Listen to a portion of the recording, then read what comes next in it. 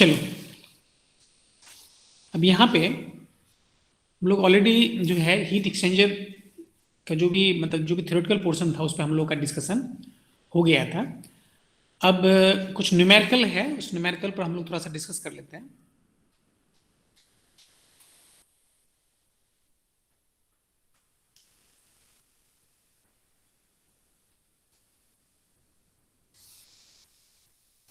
Screen visible है ना, दिख रहा है क्लियर? चैट बॉक्स यस में सर। लिखो, चैट बॉक्स में है ना, चैट बॉक्स में लिखो। तुम्हारी आवाज यहाँ नहीं पहुंच पा रही है, चैट बॉक्स में लिख लो। ओके, ठीक है।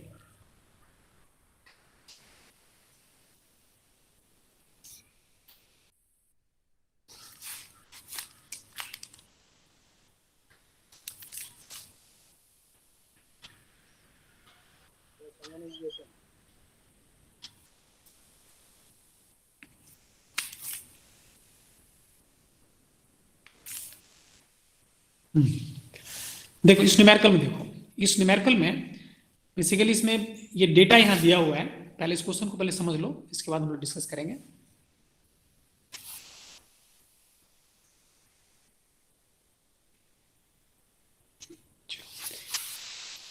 ये एक पैरेलल फ्लो हीट एक्सचेंजर है ना। इसमें जो है this is counter flow heat exchanger है ना, काउंटर फ्लो हीट एक्सचेंजर है। इसका इस पे cross section area this is given, this is 16.7 metre square. ठीक है, इस यहाँ पे जो है हॉट फ्लो का जो भी हॉट लिक्विड है उस हॉट फ्लूइड का specific heat is given, this is 2000 joule per KG. Okay right, second. और ये दिस इज द सीपीसी, मतलब ये जो है specific heat of this cold fluid is given, this is 4170 joule per kg second. ठीक है, hot fluid का entry temperature this is 100 degree centigrade, और mass flow rate of hot fluid this is how much, this is 2 kg per second. Okay, और cold fluid जो है यहाँ in कर रहा है, this cold fluid enters at the temperature of 20 degree centigrade. Mass flow rate of this cold fluid this is 0.48 kg per second. ठीक है, और ये जो यू नॉट है ये क्या ओवरऑल हीट ट्रांसफर कोएफिशिएंट है, दिस इज गिवन 300 वाट पर मीटर स्क्वायर। ठीक है, now we have to calculate this exit temperature of water TC2 and Q। ठीक है, ओके। तो सबसे पहले हम लोग इस डायग्राम में आते हैं। इस डायग्राम में हम लोग देख पा रहे हैं ये क्या है, ये दिस इज पैरेलल फ्लो। एक क्वेश्चन में जो है ना, question parallel flow heat exchanger है। जस्ट 1 मिनट,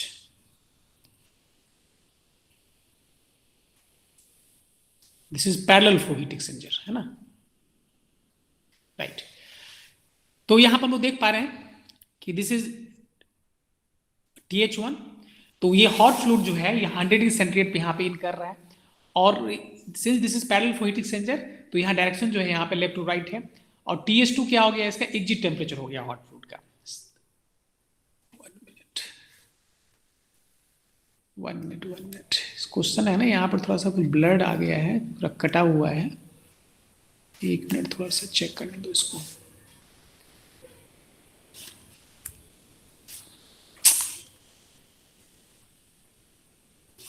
वन मिनट, ये है ना काउंटर फ्लो हीट एक्सचेंजर है यहाँ पे, है ना, काउंटर फ्लो हीट एक्सचेंजर है। क्लियर है? यहाँ थोड़ा डायरेक्शन में थोड़ा सा वो था।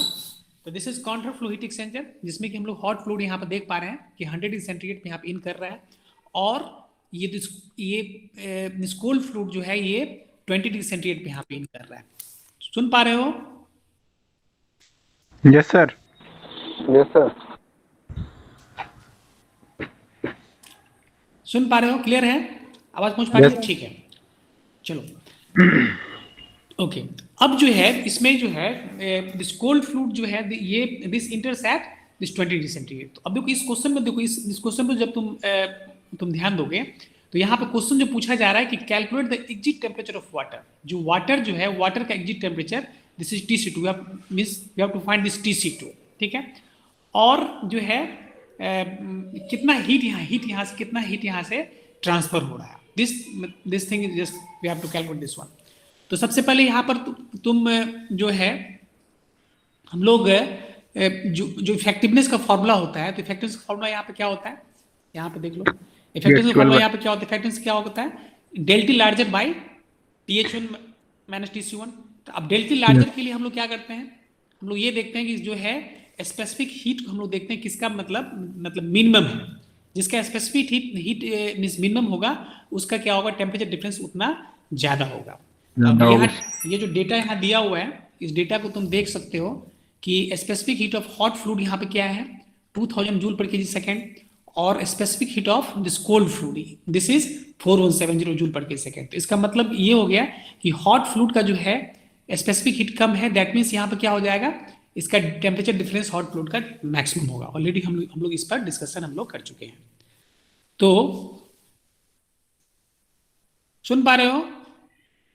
Yes sir. Yes sir.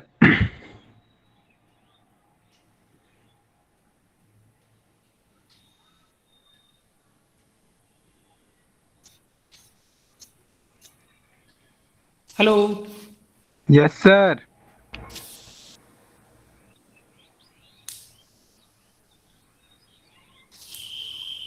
आवाज पहुंच पा रही है?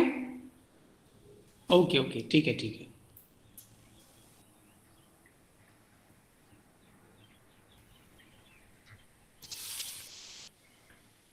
ठीक है,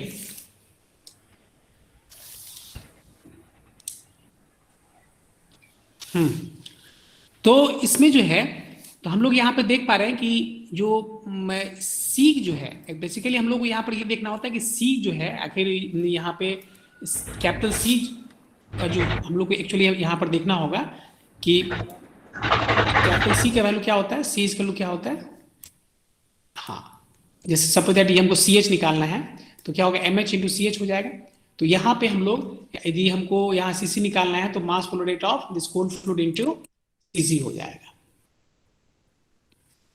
ठीक है, तो सबसे पहले हमको इस क्वांटिटी को देखना है, इस क्वांटिटी को हम लोग को चेक करके देखना है कि किसका जो है ना मतलब कैपिटल सी मतलब हीट कैपेसिटी किस फ्लूइड का यहाँ पे मिनिमम है, उसके आधार पे हम लोग यहाँ पे डिस्कशन कर रहे हैं। तो इसमें जो है स्पेसिफिक जो हीट कैपेसिटी है, हीट कैपेसिटी का वैल्यू यदि हम लोग मीन्स कोल्ड फ्लूइड का देखें तो यहाँ पे क्या हो जाएगा,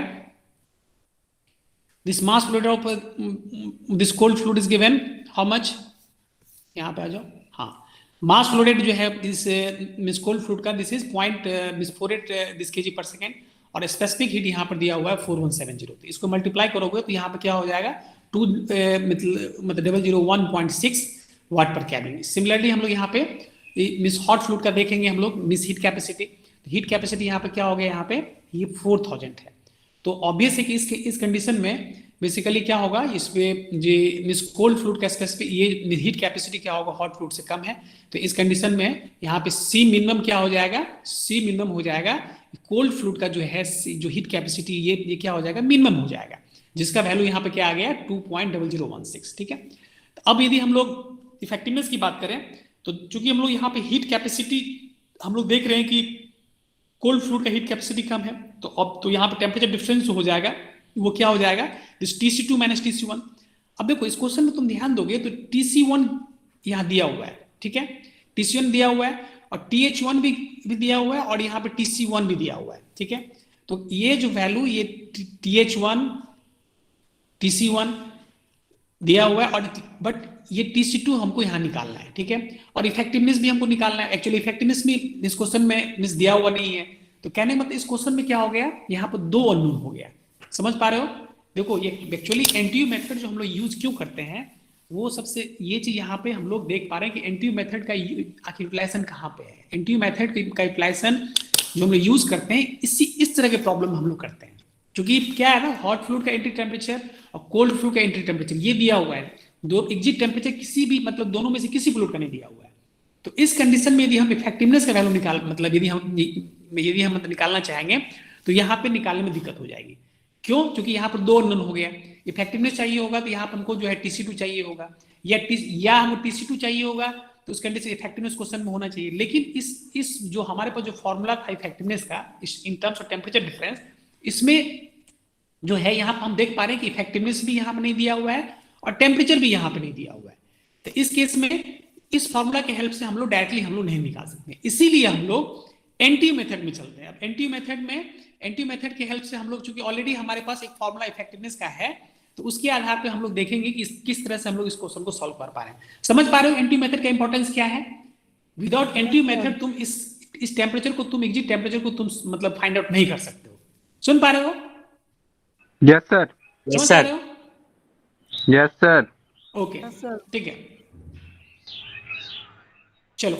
हाँ, तो अब हम लोग देखते हैं कि इस एनटीयू मेथड से हम लोग कैसे इसको सॉल्व करें। ठीक है, अब एनटीयू ऑलरेडी हमारे पास एनटीयू का फॉर्मूला क्या है? एनटीयू जो होता है, नंबर ऑफ ट्रांसफर यूनिट का फॉर्मूला ऑलरेडी हमारे पास हमको पता है कि U A by C minimum होता है।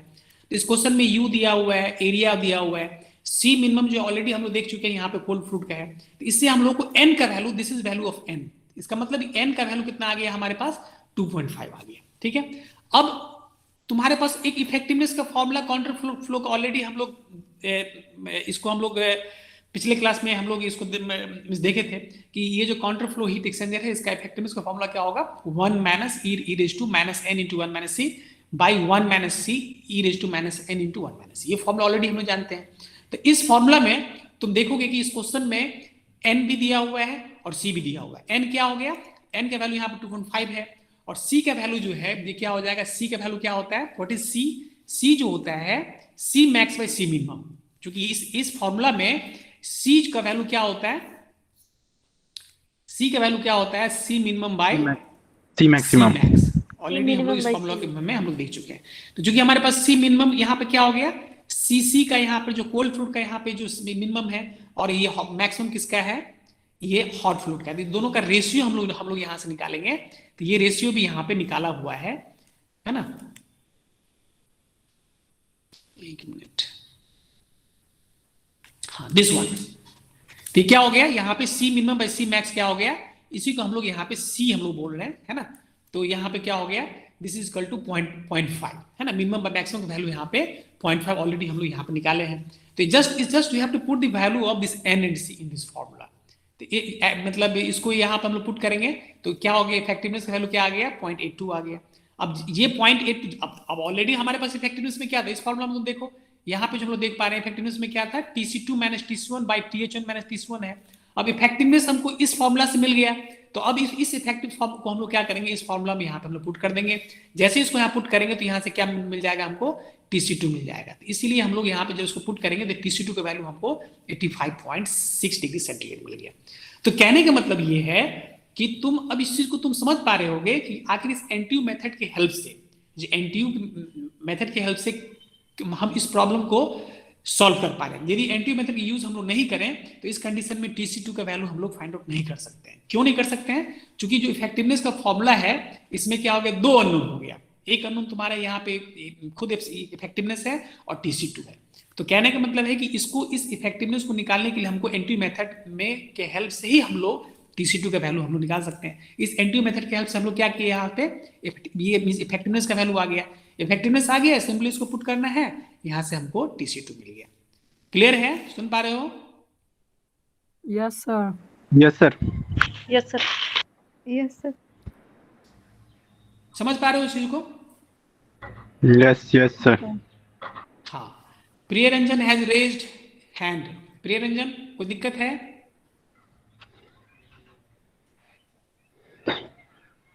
तुम्हारी आवाज जो है ना, एक्चुअली हम तुम्हारी आवाज यहाँ नहीं सुन पा रहे, तो उसको मैं चैट बॉक्स में यदि तुम लिखोगी तो उसको टाइप करोगी तो हम सुन पाएंगे। ओके, ठीक है, राइट। तो इस न्यूमेरिकल में तो चलो, तो ठीक है, तो पहला बिट सॉल्व हो गया। उम्मीद करते हैं कि तुमको ये चीज जो है समझ में आ रहा होगा कि आखिर हम लोग इस इफेक्टिवनेस एंटी मेथड का क्या एडवांटेज है यहाँ पे डायरेक्ट इस क्वेश्चन में। तो कहने का मतलब सिर्फ यहाँ पे क्या है ना कि हॉट और कोल्ड फ्लूइड का एंट्री टेम्परेचर दिया हुआ है, एग्जिट में कोई भी टेम्परेचर नहीं दिया हुआ है। इसीलिए डायरेक्टली हम लोग जो हमारे पास जो कंसेप्ट था LMTD का जो कंसेप्ट था, तो या हमारे पास जो सिंपल जो इफेक्टिवनेस का जो इन टर्म्स ऑफ टेम्परेचर है उसके हेल्प से हम लोग इस न्यूमेरिकल को सॉल्व नहीं कर सकते हैं। इसीलिए एनटीयू मेथड के हेल्प से हम लोग इस प्रॉब्लम में इफेक्टिवनेस का वैल्यू निकल गया, ये इफेक्टिवनेस का वैल्यू आ गया, इस फॉर्मूला पुट किया, हमको TC2 मिल गया। अब क्वेश्चन में क्या निकालना है हमको निकालना है क्यू निकालना है। तो क्यू निकालना तो सिंपल है, क्योंकि ऑलरेडी तुम्हारे पास TC1 है और TC2 तुम यहाँ पर तुम निकाल चुके हो। तो क्यू क्या हो जाएगा? MCCC into TC2 minus TC1। तो डायरेक्टली हम लोग यहाँ पे देख पा रहे हैं, सीधे यहाँ से हम लोग यहाँ पे आ गए। है ना। तो चूंकि यहाँ पे देखो क्या है ना, इस न्यूमेरिकल में हमको एग्जिट टेम्परेचर ऑफ वाटर निकालना था, तो TC2 निकालना है। तो ऑब्वियस है कि इसमें TC2 तो यहाँ तो हमारा मिस निकल चुका है, और हमको निकालना है कि इसके बाद Q निकालना है। Q निकालना है तो इसमें कुछ करना ही नहीं है, सिंपली तुम यहाँ पे इस कोल्ड फ्लूइड का जो हमारे पास डेटा है उसके हेल्प से तुम यहाँ पे Q का वैल्यू निकाल सकते हो। इसमें TS2 निकालने की जरूरत नहीं है, हालांकि इस न्यूमेरिकल में यहाँ पे TS2 भी निकाल लिया गया है, इसके लिए कोई दिक्कत नहीं। ये तुम्हारे पास एक एड ऑन डाटा हो गया, तो खैर उसके लिए यहाँ पे कोई जरूरत नहीं है। तो यहाँ से तुम यदि तुम यहाँ पे मिस एनर्जी बैलेंस इक्वेशन मतलब यहाँ तुम देखोगे तो क्या हो जाएगा, यहाँ पे इस एनर्जी बैलेंस मिस इक्वेशन से जो है यहाँ पे TS2 का वैल्यू आ गया। हमको निकालना है Q, तो Q का वैल्यू यहाँ तो पुट करोगे तो यहाँ पे क्या आ जाएगा 130 किलोवाट। तो कहने का मतलब ये हो गया कि इस न्यूमेरिकल में हम लोग देख पा रहे हैं कि किस तरह से NTU मेथड के हेल्प से हम लोग यहाँ पे TC2 और मतलब जो भी टेम्परेचर जो है, चाहे ये हॉट फ्लूइड का एग्जिट टेम्परेचर हो, चाहे ये कोल्ड फ्लूइड का एग्जिट टेम्परेचर हो, चाहे हम लोग जो भी हम मतलब ये तो इस कंसेप्ट के हेल्प से हम लोग इसको यहाँ पे हम लोग सॉल्व किए। ठीक है, क्लियर है? ओके,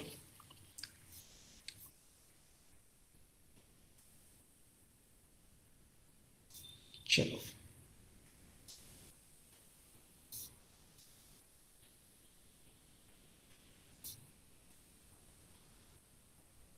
ये सिंपल जो भी प्रॉब्लम हम लोग सॉल्व किए हैं उसमें जो भी तुम्हारे पास नहीं है, ये सब वही प्रॉब्लम है जो हम लोग इसको देखे थे, है ना। हाँ चलो, अब देखो इस क्वेश्चन को देखो। इस क्वेश्चन में ऑलरेडी हम लोग गेट का प्रॉब्लम है, इस प्रॉब्लम में हम लोग देख चुके। तुमको आंसर बताना है, तुमको अपने चैट बॉक्स में इसका आंसर लिख के बताना है, ठीक है। A saturated vapour is condensed, question है कि saturated vapour is condensed to a saturated liquid in a condenser. तो कहने मतलब क्वेश्चन किस चीज का है, ये कंडेंसर का न्यूमेरिकल है, ठीक है। The heat capacity ratio CR is equal to C min by C max, then effectiveness of condenser is. अब कहने का मतलब है कि यहाँ पे कंडेंसर का क्या निकालना है, इफेक्टिवनेस निकालना है। 4 ऑप्शन दिया हुआ है ना। तो ऑलरेडी हम लोग कंडेंसर के बारे में हम लोग देख चुके हैं, कंडेंसर में हम लोग कैसे इफेक्टिवनेस निकालते हैं। तो सबसे पहली बात ये कि कंडेंसर के लिए इट डज नॉट मैटर कि what is the flow direction in condenser और evaporator, this is the special case. In this special case it does not matter in which direction this fluid is flowing. तो इसमें direction को matter नहीं करता, चाहे parallel flow हो चाहे counter flow हो। सबसे पहली बात ये, तो तुम किसी भी मतलब या तुम पैरेलल फ्लो में चलो या तुम काउंटर फ्लो में जाओगे, तो उस कंडीशन में इफेक्टिवनेस पर कोई भी फर्क नहीं पड़ना है। तो इस केस में जो है, तो यदि हम इफेक्टिवनेस, तो तुम इसको ऑलरेडी हम लोग देख चुके हैं, इस न्यूमेरिकल को हम लोग सॉल्व कर चुके हैं। कोई बताएगा डायलॉग इसमें मैसेज बॉक्स में, इसका चैट बॉक्स में इसका आंसर लिख के बताओ। D, very good. ये जो आंसर है इसका डी होगा। ऑलरेडी इसको हम लोग न्यूमेरिकल को क्लास में इसको डिराइव भी किए थे, इस रिजल्ट को हम लोग डिराइव भी किए थे। Very good, correct. तो इस तरीके से क्वेश्चन डायरेक्टली यहां पे पूछा हुआ है, ठीक है। चूंकि ऑलरेडी हम लोग जानते हैं कि जो इसमें जो है फॉर्मूला जो है इफेक्टिवनेस का, इसमें तुम चाहे तुम पैरेलल फ्लो लो चाहे काउंटर फ्लो लो, तो चूंकि यहाँ पे क्या हो जाएगा, CR का वैल्यू क्या हो जाएगा, what is value of CR?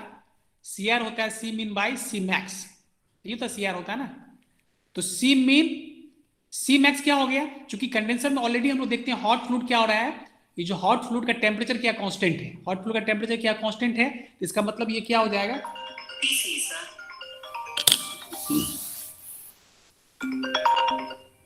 एक मिनट वेट करना। हाँ हेलो, हाँ सर, प्रणाम सर।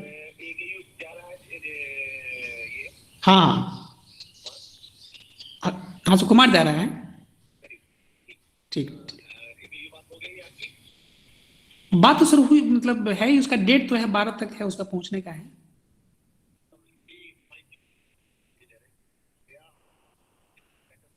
नहीं नहीं, ऐसा तो कोई नहीं, ऐसा तो सर उसमें ऐसा नहीं है, क्योंकि हम लोग तो यहाँ से उसको ऑफिशियली उसको यहाँ से ऑथराइज करके भेज रहे हैं। हाँ हाँ ठीक ठीक है सर, ठीक। हाँ एक्चुअली सर हम थोड़ा क्लास ले रहे हैं थोड़ा यहाँ से देख।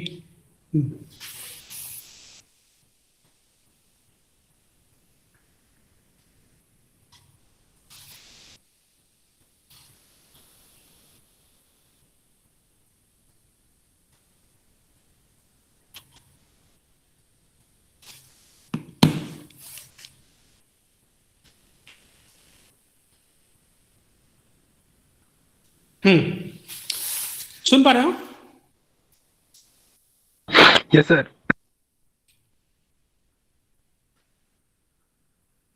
ओके हाँ, तो इस न्यूमेरिकल में हाँ तो ऑलरेडी यहाँ पे क्या था हम लोग का, तो सी आर क्या होगा, सी मिनिमम सी मैक्स, तो हॉट फ्लूइड का जो है वो क्या होगा, सी क्या हो जाएगा, यहाँ इनफाइनाइट हो जाएगा, काफी ह्यूज है, क्योंकि यहाँ पे क्या कोई भी इसमें टेम्परेचर फ्लक्चुएशन नहीं हो रहा है, टेम्परेचर यहाँ पे हॉट फ्लूइड का यहाँ पे कांस्टेंट हो गया, तो क्या होगा ये इन्फिनिटी हो जाएगा, तो सी आर का वैल्यू क्या हो जाएगा, जीरो हो जाएगा। ठीक है, तो जैसे सी आर का वैल्यू जीरो होगा तो तुम पैरेलल फ्लो या काउंटर फ्लो किसी में जब तुम उसको पुट करोगे तो फाइनली वो क्या होगा, देखो ये फॉर्मूला, देखो ये फॉर्मूला किसका है, ये फॉर्मूला तुम्हारा पैरेलल फ्लो का है, पैरेलल फ्लो का है। ठीक है, तो इसमें तुम यदि सी आर का वैल्यू यहाँ पर जब तुम ये मतलब जीरो पुट कर दोगे तो क्या होगा, तुम्हारा ये तुम्हारे पास ये फॉर्मूला आ जाएगा। ये फॉर्मूला जो है ये काउंटर फ्लो का है, तो काउंटर फ्लो में यहाँ चूंकि ये नेगेटिव होगा, यहाँ माइनस साइन है, कुछ पे ये है, तो इस कंडीशन में क्या हो जाएगा, ये फाइनली तुम्हारा ये रिजल्ट डी आ जाएगा। तो ठीक है, तो इसको ऑलरेडी इस न्यूमेरिकल को हम लोग देख चुके हैं, इसलिए इसमें ऐसा कुछ नहीं है। देखो 5.22 सुन पा रहे हो ना? चलो इस न्यूमेरिकल में देखो, for heat exchanger delta T max is the maximum temperature difference and delta T mean is the minimum temperature difference between the two fluids. LMTD is the log mean temperature difference. ठीक है, C mean and C max are the minimum and maximum heat capacity rates. The maximum possible heat transfer Q max between two fluid age. अब इस numerical में इस question में तुम answer तुम बता सकते हो, इसका आंसर क्या होगा, इसका चैट बॉक्स में बताओ जल्दी से। तो हमको क्या निकालना, maximum possible heat transfer Q max निकालना है, तो Q max क्या हो जाएगा,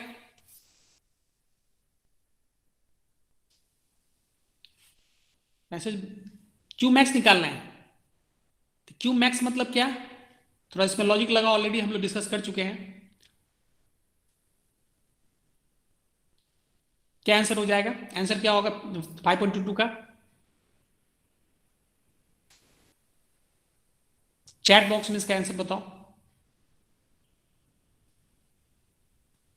Rajni Kumari infinity, Manish Kumar B, infinity तो आंसर ही नहीं है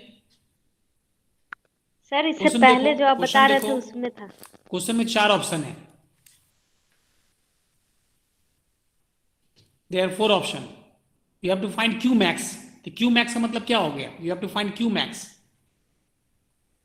तो क्यू मैक्स कब होगा, जब टेम्परेचर क्या होगा, जब टेम्परेचर भी मैक्सिमम होगा। टेम्परेचर मैक्सिमम कब होगा, टेम्परेचर डिफरेंस मैक्सिमम कब होगा, जब सी मिनिमम होगा। सिंपल लॉजिक है, आंसर जो तुमको कोई बताया B, this is the right answer. समझ में आ रहा है कि नहीं, समझ पा रहे हो कि नहीं समझ पा रहे हो, चीजों को थोड़ा समझो, लॉजिकल चीजें ऑलरेडी हम लोग इस पर क्लास में कई बार डिस्कशन कर चुके हैं। समझ में आ रहा है लोगों को, क्लियर है? Yes, sir. यस, तो कहने का मतलब है कि इस न्यूमेरिकल में हम लोग इस तरह से इसको सॉल्व करेंगे। जो भी क्वेश्चन आया है गेट का, उसमें तुम ऑलमोस्ट जो भी न्यूमेरिकल है इसको तुम सॉल्व कर चुके हो, हम लोग क्लास में डिस्कशन कर चुके हैं, और इसमें कोई इफेक्टिवनेस पे कोई न्यूमेरिकल नहीं है। इस क्वेश्चन को 5.11 को तुम असाइनमेंट में इसको तुमको सॉल्व करना है, ये तुम्हारा होम असाइनमेंट में क्वेश्चन को तुमको होम असाइनमेंट के तौर पर तुमको इसको सॉल्व करके तुमको अपडेट करना है। इस क्वेश्चन को देख लो, है ना, इस क्वेश्चन को, इसका हम तुमको भेज देंगे स्क्रीनशॉट, जो है ना स्क्रीनशॉट, इसका तुमको ग्रुप में हम डाल देंगे। ठीक है, तो इसको इस न्यूमेरिकल में निकालना है, एग्जिट टेम्परेचर निकालना है। ठीक है, इस क्वेश्चन को तुमको होम असाइनमेंट में तुम असाइनमेंट के लिए तुमको इसको तुमको सॉल्व करके जो तुम्हारा जो फाइल है उस फाइल में इसको तुम अपडेट कर लेना। ये आज का जो क्लास जो हम लोग ले रहे हैं, इस आज के डेट का जो इसमें डेट आज का डालना, इस क्वेश्चन को सॉल्व करके अपने जो फोल्डर में इस क्वेश्चन को अपडेट कर लेना है। ठीक है, सिंपल प्रॉब्लम है, इसमें ज़्यादा कुछ हो नहीं, लेकिन सॉल्व करके उसको दिखाना है।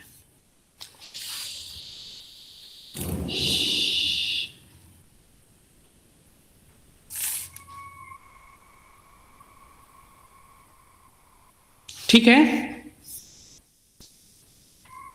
Yes sir. सुन पा रहे हो? Yes, sir. Yes sir. आवाज पहुंच पा रही है? ओके, ठीक है।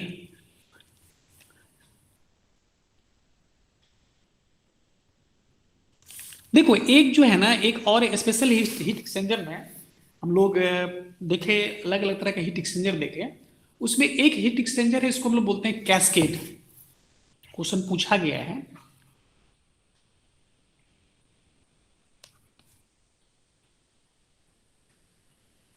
कैस्केड हीट एक्सचेंजर, है ना। तो इसमें कैस्केड हीट एक्सचेंजर में बेसिकली क्या होता है ना,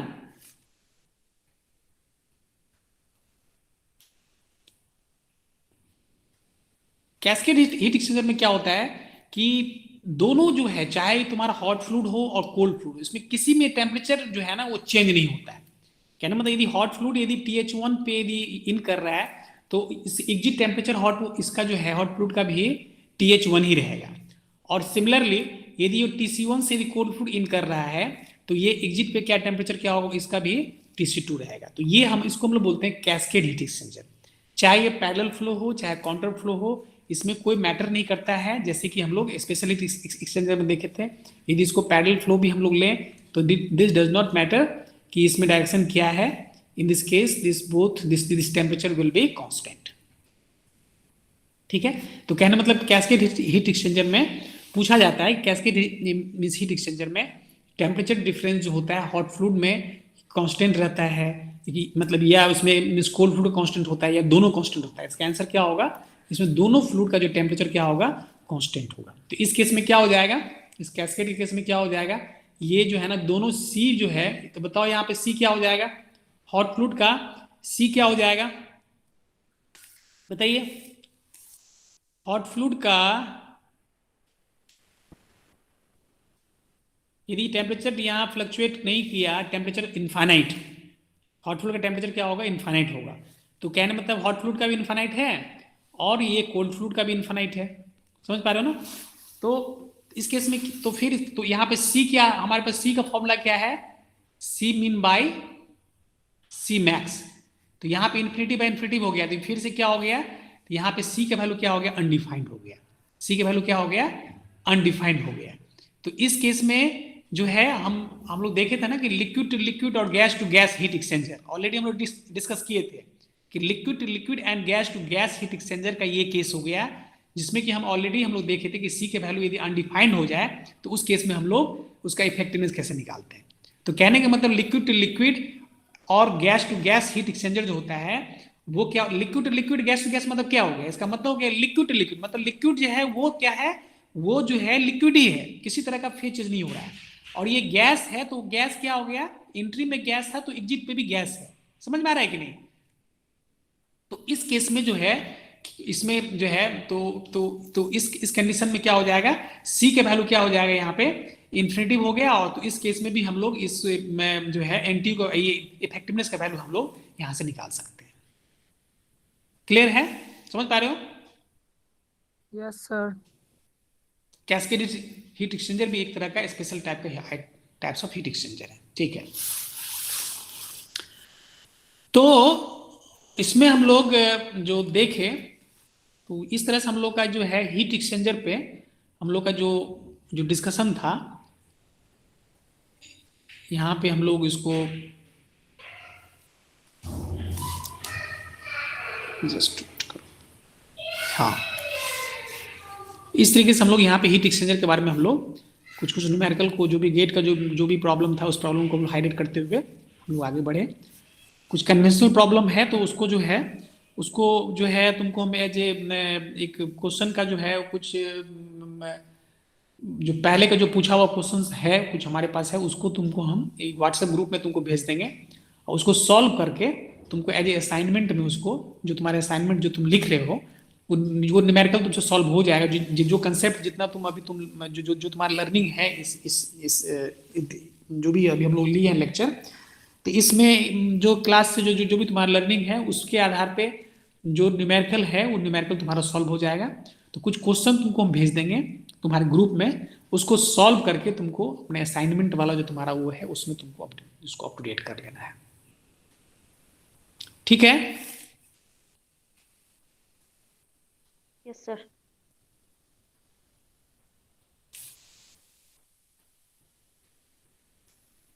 ओके,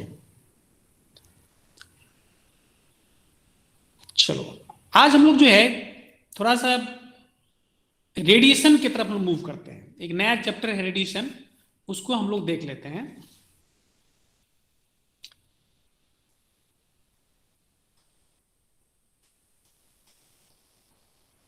देख पा रहे हो?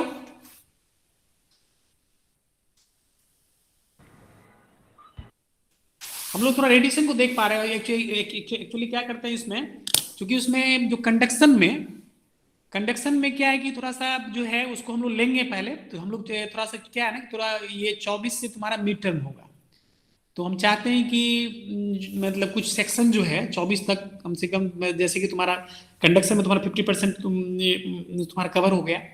अब कन्वेक्शन में ये तुम्हारा हीट एक्सचेंजर कंप्लीट हो गया, तो हम चाहते हैं कि तुम्हारे रेडिएशन को हम लोग थोड़ा इसको देख लें, कंप्लीट कर लें। रेडिएशन जैसे तुम्हारा होगा इसके बाद हम लोग फिर से कंडक्शन में बैक करेंगे। ठीक है, मिड टर्म से ज़्यादा कोई वरीड नहीं है, चाहते हैं थोड़ा सा कुछ पोर्शन को चाहते हैं थोड़ा सा कवर हो जाए।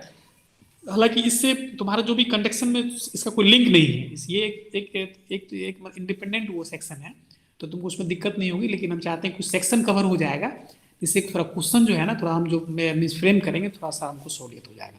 ठीक है, मिड टर्म के बाद जैसे तुम्हारा एग्जामिनेशन होगा तो फाइनली इसके बाद हमारा जो भी क्लासेज है, चाहे ऑफलाइन हो चाहे ऑनलाइन मोड में जो भी रहेगा, वो क्लास हमारा हम लोग कंटिन्यूटी में रखेंगे और तुम्हारा जो भी सिलेबस है सिलेबस तुम्हारा कंप्लीट हो जाएगा।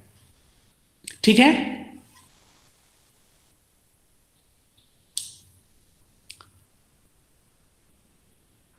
सुन पा रहे हो? ओके, ठीक है ठीक है, चलो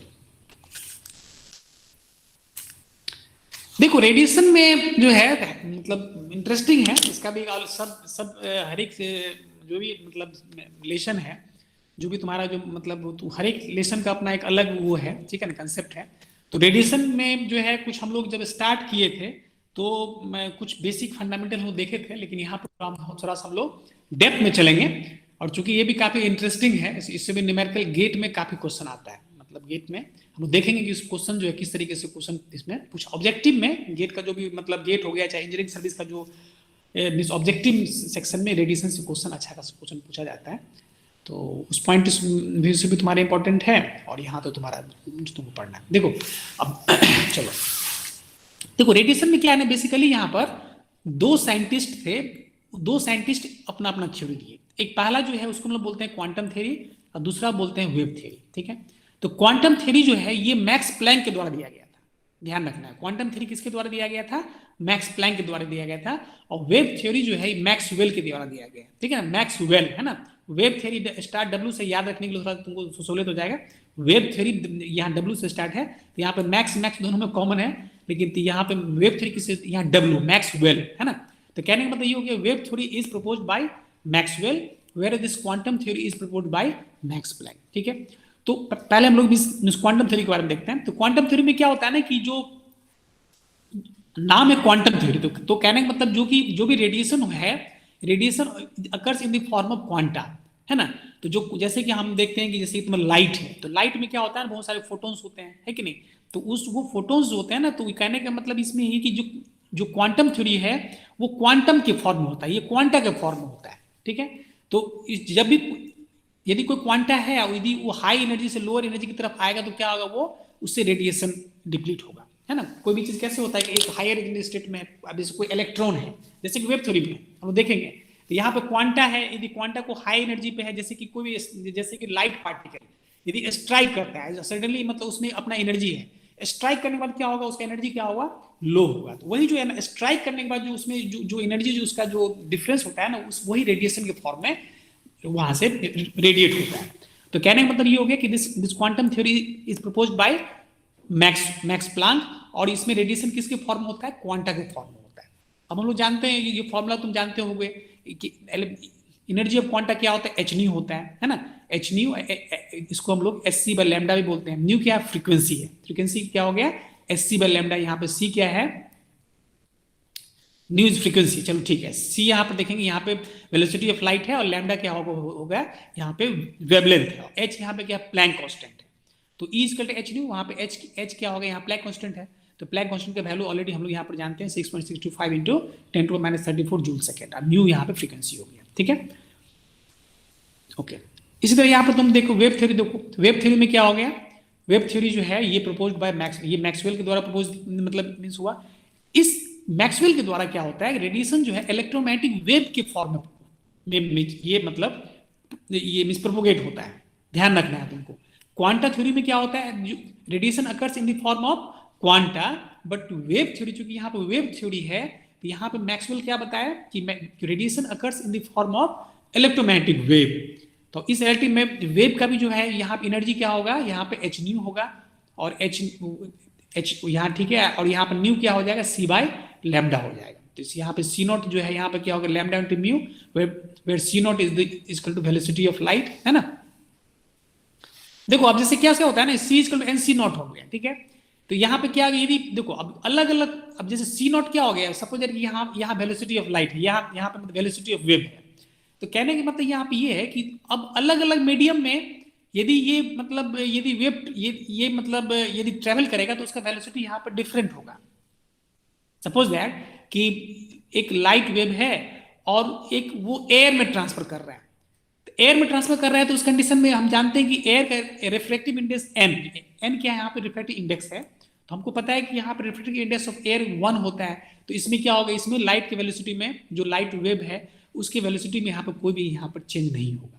लेकिन वही यदि ग्लास में यदि उसी वेव को हम यहाँ पर लाइट वेव यदि यहाँ पर यदि वहां से मिस क्रॉस करता है, तो उस कंडीशन में जो ग्लास का रिफ्रैक्टिव इंडेक्स क्या होता है, 1.5 होता है। तो उस कंडीशन में क्या होगा, सी क्या होगा, 1.5 टाइम्स जो है, जो इसका हमारा जो सी नोट क्या 1.5 टाइम्स हो जाएगा, ठीक है। किसी सॉलिड में क्या होगा, क्योंकि सॉलिड मीडियम है तो वहां पे एन का वैल्यू क्या होता है, वहां पे 0 हो जाता है। तो इसीलिए हम लोग बोलते हैं कि सॉलिड मीडियम में किसी भी तरह का लाइट वेव या लाइट जो है उसमें ट्रांसफर नहीं होता है। तो इस तरीके से हम लोग देख रहे हैं। और न्यू क्या हो गया, यहाँ पे nu equal to C by lambda हो गया। तो यहाँ पे हम लोग देख रहे हैं कि E equal to S C naught by lambda. तो यहाँ पे एनर्जी क्या होगा, S C naught by lambda, this is H nu. तो इस तरीके से हम लोग यहाँ पर दो वेव थ्योरी है, मतलब दो थ्योरी है रेडिएशन का।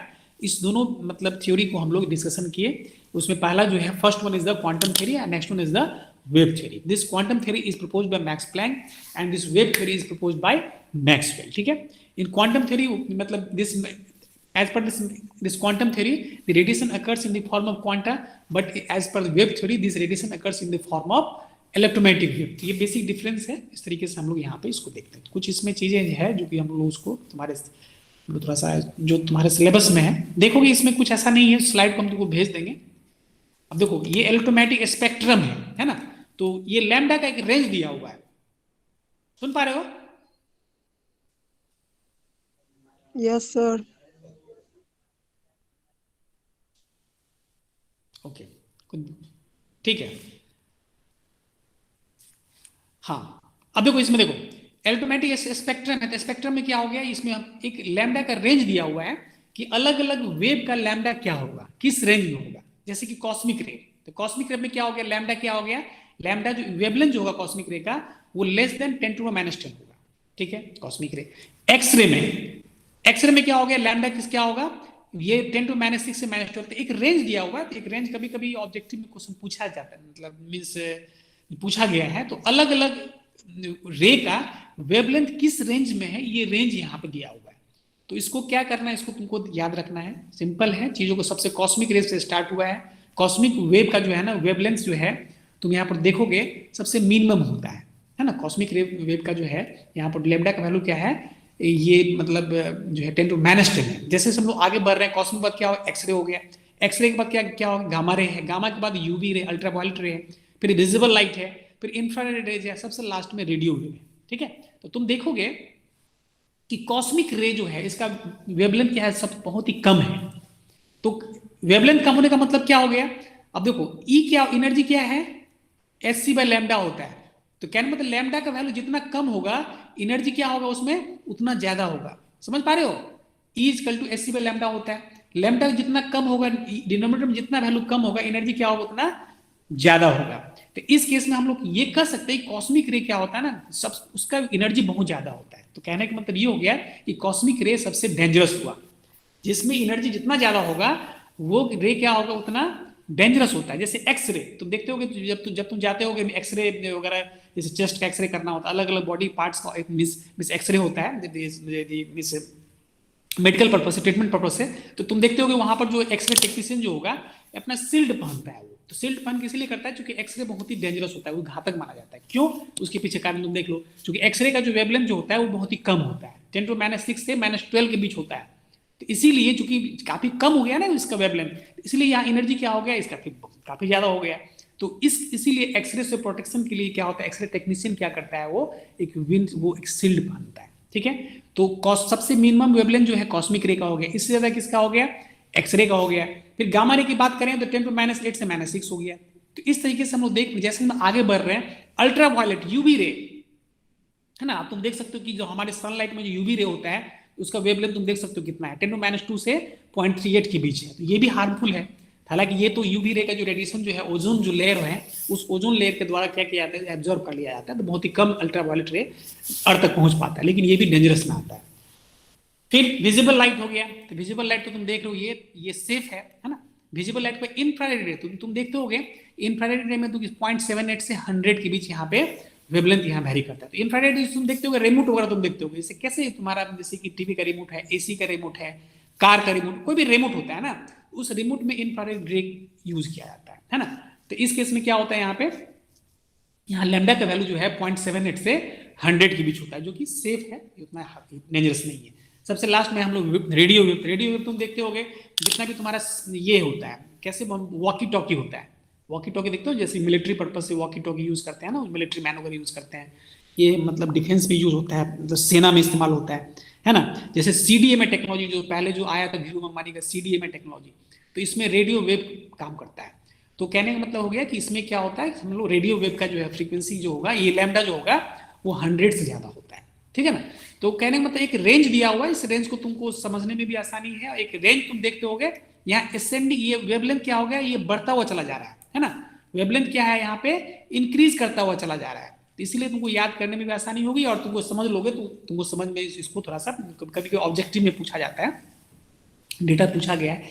अब तुम यहाँ पर देखते होगे कि इलेक्ट्रोमैग्नेटिक जैसे तुम्हारा ये हो गया, ये कॉस्मिक रे हो गया। तो कॉस्मिक रे में तुम समझ सकते हो कि भाई कॉस्मिक, अब यहाँ पर दिया हुआ है कॉस्मिक रे कैसे बनता है ना।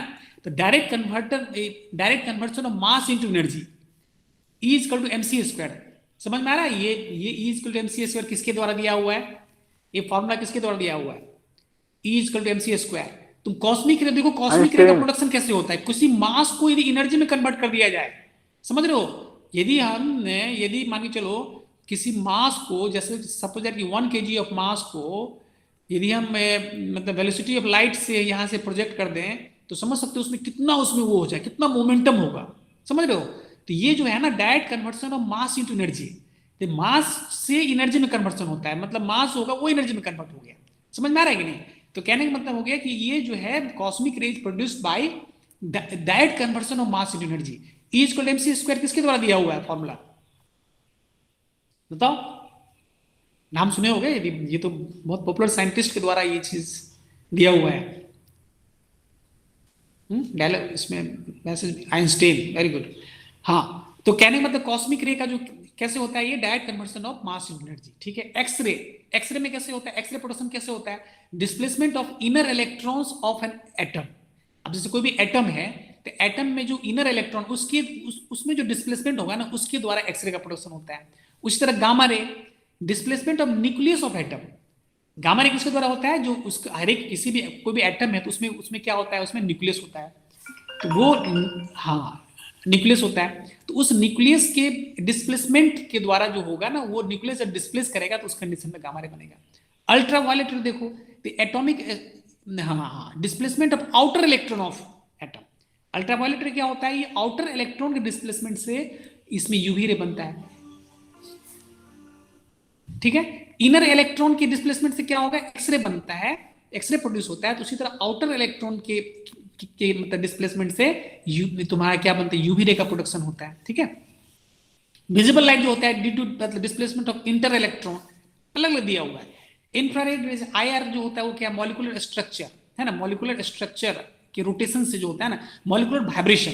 कोई भी मॉलिक्यूल्स कैसे हम लोग देखते हैं कि उसमें क्रिस्टल का जो स्ट्रक्चर होता है ना, मतलब जैसे हम लोग देखते हैं, जैसे हम अभी हम लोग बात कर रहे थे इसमें कंडक्शन में बात कर रहे थे, जैसे हीट ट्रांसफर होता है, हीट ट्रांसफर होता है तो क्या उसमें क्या होता है, उसमें उसका जो क्रिस्टलाइन या उसका जो स्ट्रक्चर होता है, चाहे वो मतलब एमॉर्फस स्ट्रक्चर हो चाहे क्रिस्टलाइन हो, तो उसमें जब हीट ट्रांसफर होगा तो उसमें क्या होगा, उसमें वाइब्रेशन होता है, उसके मॉलिक्यूल्स में क्या होता है, वाइब्रेशन होता है।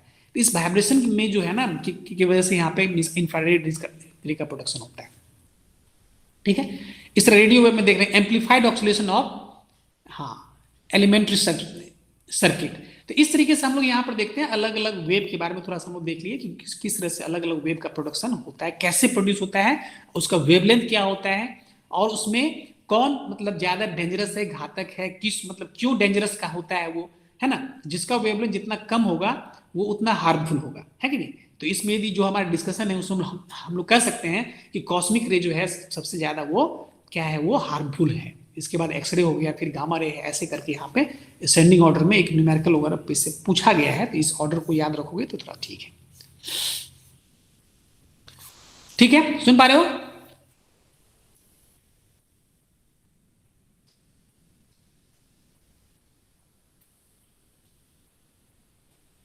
ओके, चलो अब देखो थर्मल एडिशन, देखो थर्मल एडिशन में क्या है, ठीक है ठीक है।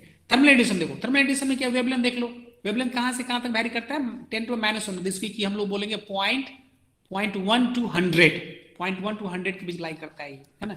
ये हमारा हो गया थर्मल एडिशन। चलो अब हम लोग आते हैं थोड़ा सा, हमारा जो मेन जो की पॉइंट है, यहां से की पॉइंट स्टार्ट होता है, सब तो की पॉइंट ही था, लेकिन जो बेसिक डिफिनीशन जो है, कंसेप्ट जो रेडिएशन का जो कंसेप्ट होता है, ये कंसेप्ट हम लोग यहाँ से मतलब कुछ जो टर्मिनोलॉजी यूज करेंगे हम लोग आगे, वो हम लोग यहाँ से स्टार्ट करेंगे। ये सब फंडामेंटल था, इस बेसिक चीज को थोड़ा समझना है, इस बेसिक को करके हम लोग यहाँ से इसका बेसिक कुछ टर्मिनोलॉजी है, उस टर्मिनोलॉजी को यहाँ से हम लोग देखते हैं, ठीक है, सुन पा रहे हो।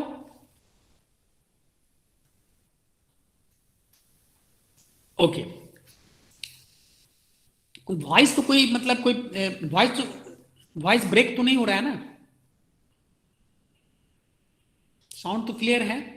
ओके ठीक है, तुम्हारी आवाज हम नहीं सुन पा रहे हैं, पता नहीं कुछ नेटवर्क इशू होगा, इसको फिर से हम डिस्कनेक्ट करेंगे तो हो सकता है तुम्हारी आवाज आए, लेकिन अभी अब फिर से डिस्कनेक्ट करेंगे तो हो सकता है कुछ और इशू हो जाए, इसलिए चलो रहने दो, आवाज हमारी पहुंच पा रही है तो उसमें कोई दिक्कत नहीं है। चलो ओके, चलो हाँ, अब इस तरह यहाँ से कुछ इंपॉर्टेंट चीजों को हम लोग हाईलाइट करते हुए चलेंगे। सबसे पहला जो टर्म है उसको लोग बोलते हैं टोटल इमिसिव पावर। वर्ड को ध्यान रखना, वर्ड इंपॉर्टेंट है, हर एक वर्ड को समझना है, बेसिक फंडामेंटल रेडिएशन का, तो इस बेसिक तुम्हारा क्लियर रहेगा तो चीजें आगे समझने में दिक्कत नहीं होगी। अब देखो इमिसिव पावर क्या होता है, टोटल इमिसिव पावर, जैसे कोई भी सरफेस है ना, तो तुम जानते हो कि जैसे ऑलरेडी हम लोग डिस्कस किए थे कि कोई भी ऑब्जेक्ट होता है ना, कोई भी चीज है, तो वो क्या होता है ना, वो मतलब वो कुछ ना कुछ एनर्जी को इमिट कर रहा होता है।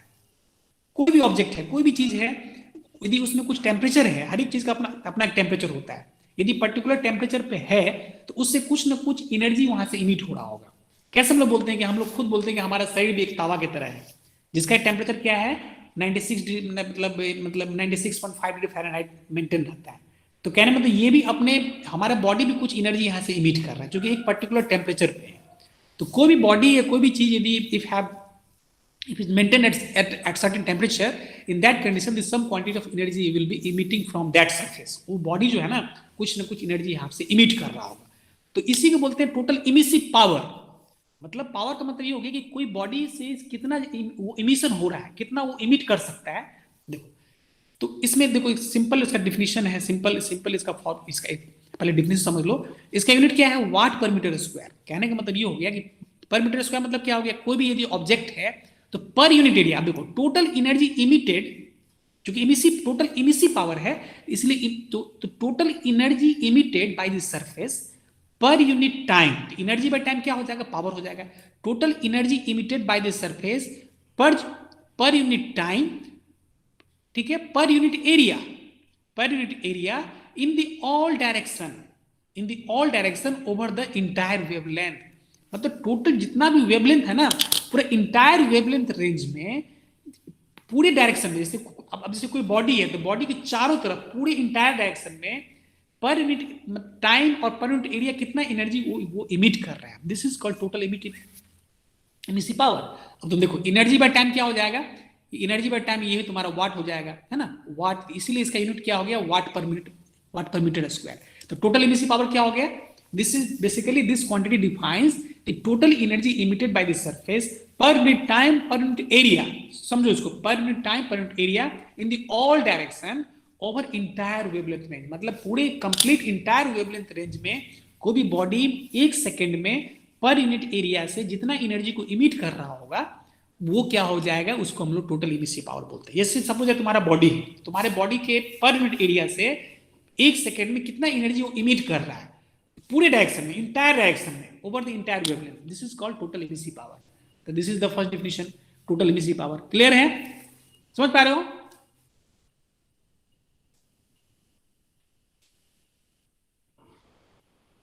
सुन पा रहे हो? हाँ, तो ये हो गया, हम ये डिस्कशन हम लोग का यहाँ पे हो गया, this is called total emissive power. अब इस टोटल इमिसिव पावर में एक टर्म होता है, नेक्स्ट टर्म है मोनोक्रोमेटिक इमिसिव पावर। अब देखो टोटल इमिसिव पावर को हम लोग ई से यहाँ पे डिफाइन कर रहे हैं। तो ये क्या हो गया, जो भी मतलब कोई सरफेस है, सरफेस का जो पर एरिया है ना, तो जो भी एनर्जी है, दिस इज जो एनर्जी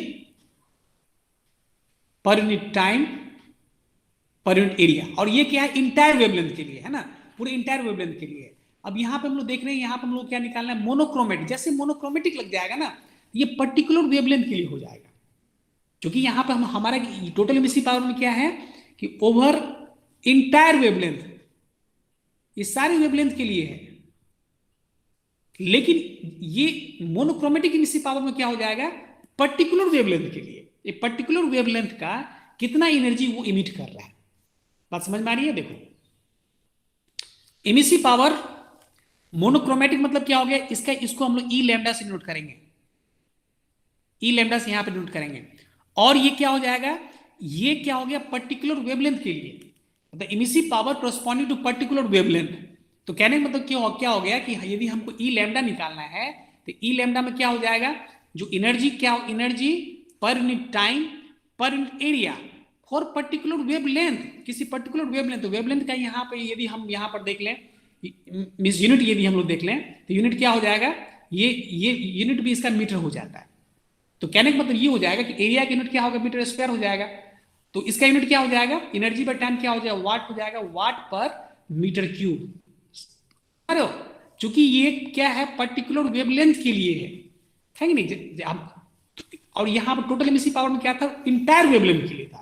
तो इंटायर वेवलेंथ के लिए था तो इसका यूनिट क्या था, यहाँ पे वाट पर मीटर स्क्वायर था। लेकिन यदि हम यहाँ पे यदि हम यहाँ मोनोक्रोमेटिक इमिसिव पावर की बात करें तो क्या हो गया, वाट पर मीटर क्यूब की यहाँ हो जाएगा। तो कहने का मतलब ये हो गया, इसका मतलब क्या हो गया कि ई और ई लैम्डा में क्या होगा, E equal to E lambda into lambda. यदि टोटल इंटायर वेवलेंथ की बात करें, यदि तो इसका मतलब ये हो जाएगा कि total emissive power is equal to क्या हो गया, monochromatic emissive power into wavelength. तो इस कंडीशन में क्या हो जाएगा, हमको यदि किसी भी न्यूमेरिकल में, एक्चुअली ये जो पूछा जाता है कि कभी कभी इस तरह का न्यूमेरिकल हम देखेंगे, एक फॉर्मूला भी इसमें है।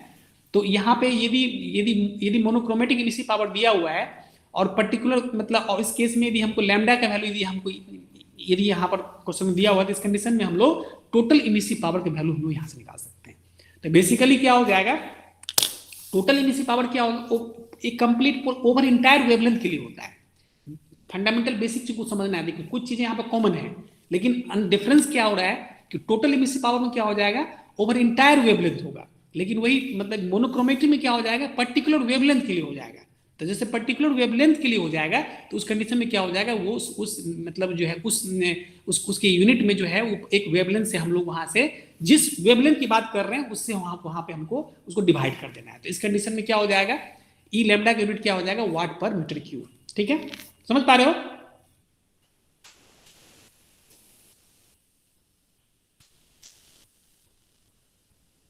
सुन पा रहे हो?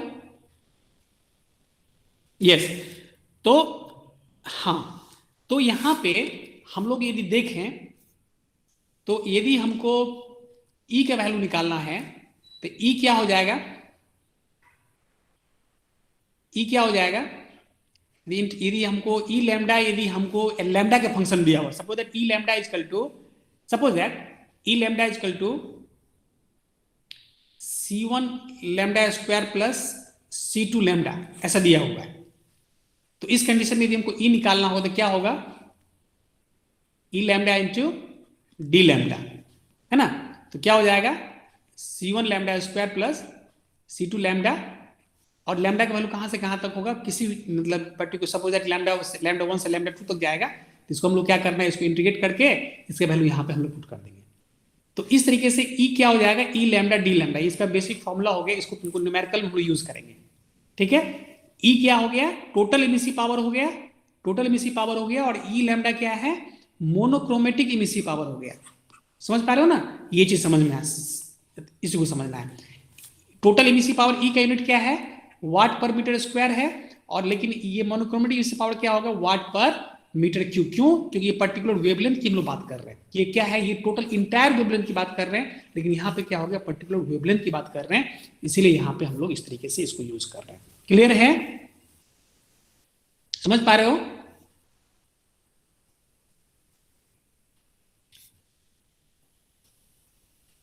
अब देखो इसमें हम लोग एक यहाँ पे एक, चूंकि अभी जो तुम हाँ देखो रेडिएशन का एक फॉर्मूला तुम देखते होगे, चूंकि जो भी तुम्हारा फॉर्मूला है ना, ये इस स्लाइड में फॉर्मूला को एक साथ हम लोग यहाँ पर रखे हुए हैं। ठीक है, तो सबसे पहले हम लोग क्या डिफाइन किए, एनर्जी, है ना।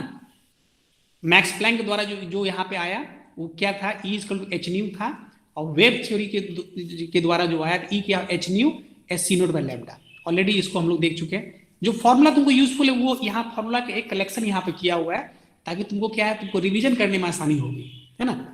अभी हम लोग आ गए मोनोक्रोमेटिक इमिसिव पावर। देखो ई का वैल्यू क्या है, ई लैम्डा इंटू डी लैम्डा, देख पा रहे हो?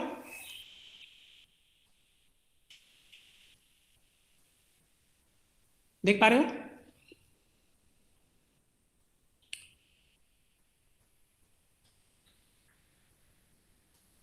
आवाज पहुंच पा रही है? हाँ, देखो तो यहाँ पे ऑलरेडी हम लोग ई देख चुके हैं। ई क्या है यहाँ पे, टोटल इमिसिव पावर है, और ई लैम्डा क्या है, मोनोक्रोमेटिक इमिसिव पावर है। तो इस कंडीशन में ई क्या हो गया, ई लैम्डा डी लैम्डा हो गया, और ई और इसका कहाँ से कहाँ पे, जीरो से इन्फिनिटी तो हम लोग देख रहे हैं, है ना। अब देखो तो कहने का मतलब यहाँ पे क्या, ई लैम्डा तुम देख सकते हो, एक्स एक्सिस पे लैम्डा है और वाई एक्सिस पे क्या है, ई लैम्डा है, मतलब मोनोक्रोमेटिक इमिसिव पावर है। तो इसका ये इसका कर्व का ये कर्व है, तो इसका क्या हो जाएगा, ये एरिया जो हो जाएगा, ये क्या होगा, यही इसका emissive power, total emissive power हो जाएगा। समझ रहे हो कि नहीं? ये चीज हम लोग तुमको ये बता रहे हैं। जैसे वर्क डन निकालने तुम पढ़े होगे थर्मोडायनामिक्स में, यहाँ प्रेशर है, वॉल्यूम है, और ये इसका एरिया है, तो वर्क क्या होता है, एरिया अंडर द कर्व, यही वर्क हो गया ना। इसी तरीके से यहाँ पे क्या है, ई लैम्डा और लैम्डा है, और इस तरह का यदि कर्व है, तो इसका जो हमको ई निकालना हो तो क्या होगा, ई क्या हो जाएगा, इसका जो एरिया जो हो जाएगा वो क्या हो जाएगा, टोटल इमिसिव पावर हो गया। उसी तरह का मैकेनिज्म यहाँ पे है। तो इस तरीके से हम लोग इस तरह का यदि एरिया जो भी कर्व का नेचर हो गया, तो ये जो एक्स एक्सिस पे जो उसका जो स्टैंडर्ड एरिया होगा, this total area equal to total emissive power, जो कि ऑलरेडी यहाँ पे स्लाइड में लिखा हुआ है। ठीक है, फॉर थर्मल स्पेक्ट्रम की बात करें तो थर्मल स्पेक्ट्रम अभी हम लोग डिस्कशन किए थे कि वेवलेंथ कहां से कहां तक जाएगा, 10⁻⁻1 से 100 तक जाएगा। अभी हम लोग बात किए थे, जस्ट डिफाइन किए थे ऊपर में कि फॉर थर्मल रेडिएशन के लिए लैम्डा का वैल्यू कहां से कहां तक जाएगा, 10⁻⁻1 से 100 तक जाएगा। तो इस कंडीशन में थर्मल स्पेक्ट्रम का वेवलेंथ क्या हो जाएगा, ये मतलब टोटल इमिसिव पावर क्या हो जाएगा, E lambda D lambda into D lambda. E lambda का वैल्यू ऑलरेडी तुम क्वेश्चन में दिया रहेगा। यदि थर्मल स्पेक्ट्रम की बात किया जाएगा तो लैम्डा 1 का वैल्यू कहां से कहां तक लेंगे, 10⁻⁻1 से स्टार्ट करेंगे और 100 तक जाएंगे। उसको इंटीग्रेट कर देना है कहां से कहां तक, 0.1 से 100 तक कर देंगे। तो इस तरीके से क्या हो जाएगा, वो इस तरीके से क्या हो जाएगा, हाँ इस तरीके से हम लोग थर्मल रेडिएशन का हम लोग टोटल एमिसिव पावर निकाल सकते हैं। यदि उसका मोनोक्रोमेटिक एमिसिव पावर दिया हुआ है तो उस कंडीशन में हम लोग टोटल एमिसिव पावर हम लोग थर्मल स्पेक्ट्रम का निकाल सकते हैं। इसी तरीके से हम लोग अलग अलग वेव का, जैसे कॉस्मिक रे, यदि हमको पूछ दिया जाएगा भाई कॉस्मिक वेव, कॉस्मिक रे का निकालिए उसमें कितना एमिसिव पावर है, तो कॉस्मिक रे में क्या करेंगे हम लोग, हमारे पास जो फॉर्मूला है जो उसका, अब से पूछा जाएगा गामा रे का, तो गामा रे का जो उसका रेंज है ना, तो उस रेंज में हम लोग उसको यहाँ पे क्या करेंगे, इंटीग्रेट कर देंगे, सिर्फ लैम्डा का वैल्यू यहाँ पे चेंज होगा। और ये क्वेश्चन में तुमको दिया रहेगा, ई लैम्डा का वैल्यू क्वेश्चन में दिया हुआ रहेगा। Simply you have to put this value in this equation and you have to change the only value of lambda, you have to change the value of lambda. Lambda का जो value है इसको change कर दो, उसको integrate करके हम लोग यहाँ से निकाल सकते हैं। ठीक है, क्लियर है?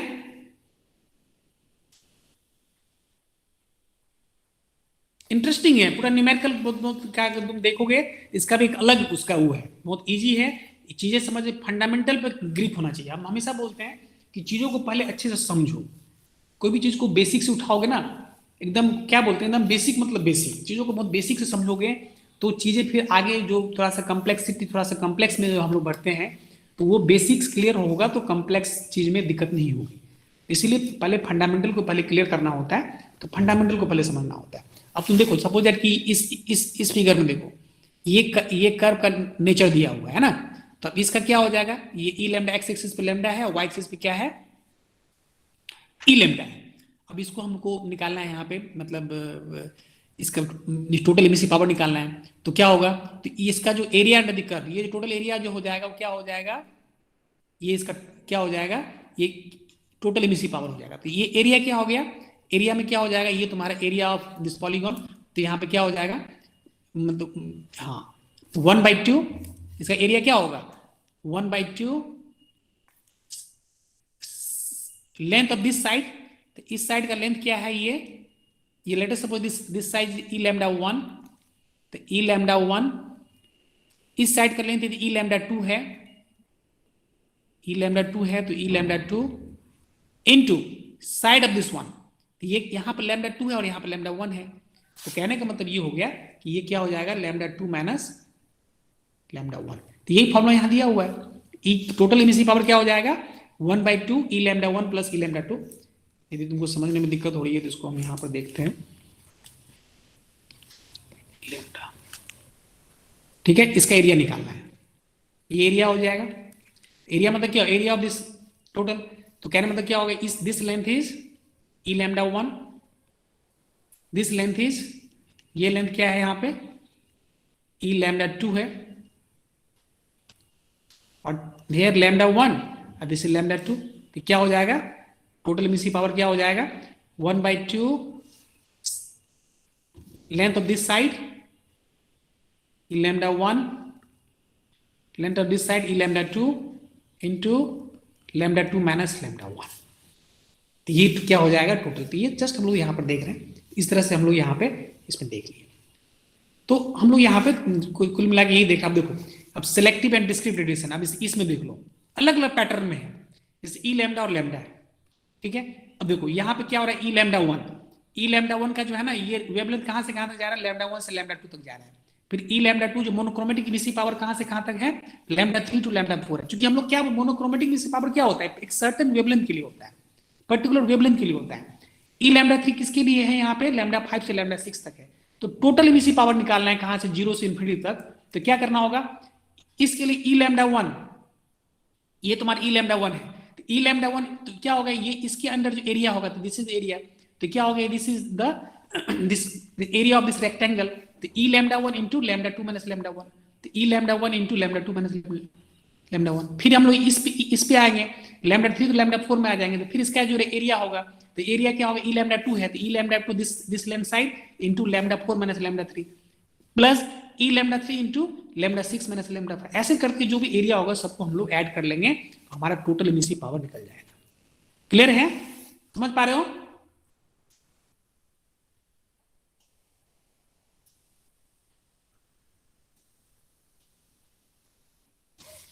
समझ पा रहे हो ना?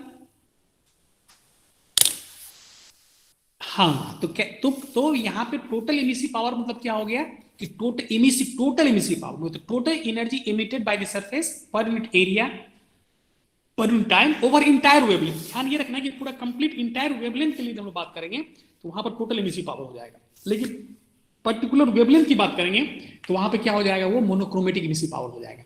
तो यहाँ पे total emissive power capital E से डिनोट कर रहे हैं, मोनोक्रोमेटिक इमिसिव पावर को ई लैम्डा से डिनोट कर रहे हैं। कैपिटल ई का जो टोटल इमिसिव पावर की यूनिट क्या है, वाट पर मीटर स्क्वायर है, और मोनोक्रोमेटिक इमिसिव पावर का यूनिट यहाँ पे वाट पर मीटर क्यूब है ना। तो इस तरीके से हमारे पास जो फॉर्मूला आ गया E equal to sign of integration E lambda into D lambda. Lambda 1 को हम लोग चेंज कर सकते हैं, लैम्डा 1 टू लैम्डा 2, अलग अलग रेंज के अलग अलग वेव के लिए क्या होगा, वो लैम्डा का वैल्यू वहां डिफरेंट होगा। उस पर न्यूमेरिकल भी हम लोग कुछ देखेंगे, इंजीनियरिंग सर्विस में कुछ न्यूमेरिकल आया हुआ है, उसको सॉल्व ऑब्जेक्टिव में आता है सब। ऑब्जेक्टिव के लिए रेडिएशन हीट एक्सचेंजर तुम्हारा काफी इंपॉर्टेंट रहेगा, छोटा छोटा न्यूमेरिकल इसमें आता है। तो इस तरीके से हम लोग यहाँ पे टोटल इमिसिव पावर और मोनोक्रोमेटिक इमिसिव पावर को देख लिए, ठीक है। नेक्स्ट टर्म होता है उसको बोलते हैं इंसुलेशन।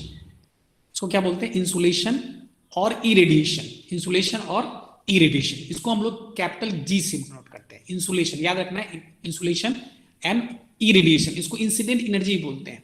इसको कैपिटल जी से हम नोट करते हैं।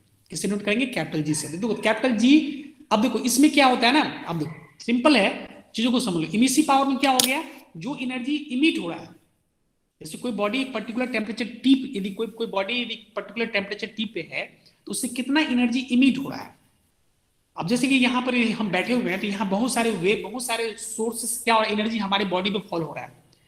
तो ये इंसुलेशन मतलब हो गया इंसिडेंट एनर्जी, इसीलिए यहाँ पर लिखा हुआ है इंसुलेशन इंसिडेंट एनर्जी। तो कहने का मतलब इंसुलेशन का मतलब हो गया कि इनकमिंग एनर्जी की बात कर रहे हैं हम लोग।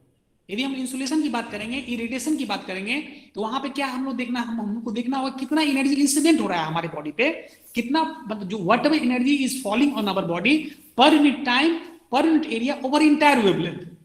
टोटल इंटायर वेवलेंथ के लिए per unit time per unit area हमारे बॉडी पे कितना एनर्जी इंसिडेंट फॉल हो रहा है, इंसिडेंट हो रहा है, दिस इज कॉल्ड इंसुलेशन।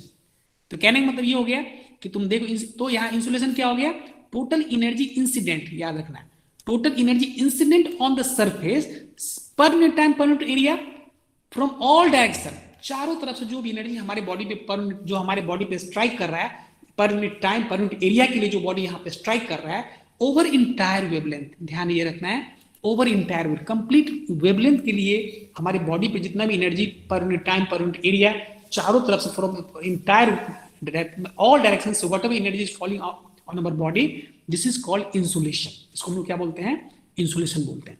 तो इंसुलेशन क्लियर हो गया। इसको हमको किससे नोट करेंगे, कैपिटल जी से करेंगे। ऑब्वियस है कि इसका भी नोट क्या हो जाएगा, वाट पर मीटर स्क्वायर ही होगा, क्योंकि इंसुलेशन तो, और इसमें टोटल इमिसिव पावर इंसुलेशन में क्या डिफरेंस हो गया, टोटल इमिसिव पावर में एनर्जी क्या हो रहा है, इमिट हो रहा है, इंसुलेशन में क्या हो रहा है, बॉडी पे एनर्जी फॉल हो रहा है। चीजें सेम है, बस इमिशन में क्या हो रहा था कि पर unit area per unit time कितना एनर्जी इमिट हो रहा है, मतलब चारों दिशा में in the all wavelength, in the all direction over the entire wavelength. लेकिन इंसुलेशन में क्या हो रहा है, इंसुलेशन में कितना एनर्जी हमारे बॉडी पे per unit area per unit time, मतलब हमारे बॉडी पे मतलब from the entire direction means how much energy is falling means on our body per unit time per unit area. ये हमारा क्या हो गया, यहाँ पे इंसुलेशन हो गया, ठीक है। तो इंसुलेशन को यहाँ पे हम लोग कैपिटल जी से यहाँ पे नोट करेंगे। उसी तरीके से यहाँ पे जिस तरह से वहां पे क्या था, total emissive power, monochromatic emissive power, इसी तरीके से यहाँ पे क्या है, इंसुलेशन हो गया तो मोनोक्रोमेटिक इंसुलेशन भी इसको बोलते हैं। मोनोक्रोमेटिक क्या हो जाएगा, यहाँ पे जी लैम्डा हो जाएगा। ये क्या हो जाएगा, जी लैम्डा हो जाएगा। तो ऑब्वियस है ये इसका सेम कंसेप्ट है, बस ध्यान ये रखना है कि इसमें क्या हो रहा है, एनर्जी जो है हमारे बॉडी पे कितना फॉल हो रहा है तो पर्टिकुलर वेवलेंथ के लिए हो जाएगा। यहाँ पे इंसुलेशन में क्या था, ओवर इंटायर वेवलेंथ था, लेकिन जी लैम्डा में क्या होगा, मोनोक्रोमेटिक क्या होगा, फॉर पर्टिकुलर वेवलेंथ के लिए होगा। इसको हम लोग क्या बोलेंगे, जी लैम्डा होगा।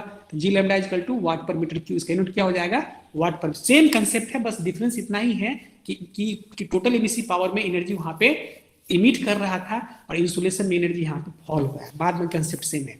मोनोक्रोमेटिक इमिसिव पावर में एक पर्टिकुलर वेवलेंथ के लिए जो एनर्जी जो इमिट हो रहा था उसके लिए था, और यहाँ पे मोनोक्रोमेटिक इंसुलेशन में क्या हो रहा है, जो पर्टिकुलर वेवलेंथ के लिए जो एनर्जी फॉल हो रहा है बॉडी पे, जो तुम्हारे बॉडी पे जो स्ट्राइक कर रहा है पर unit area per unit time, ये हमारा मोनोक्रोमेटिक इंसुलेशन बताता है। तो सेम यहाँ पर फंडामेंटल यहाँ भी होगा, जी क्या होगा, जी लैम्डा इंटू डी लैम्डा होगा। कहां से कहां तक जाएगा, 0 to इन्फिनिटी जाएगा। क्लियर है, समझ पा रहे हो?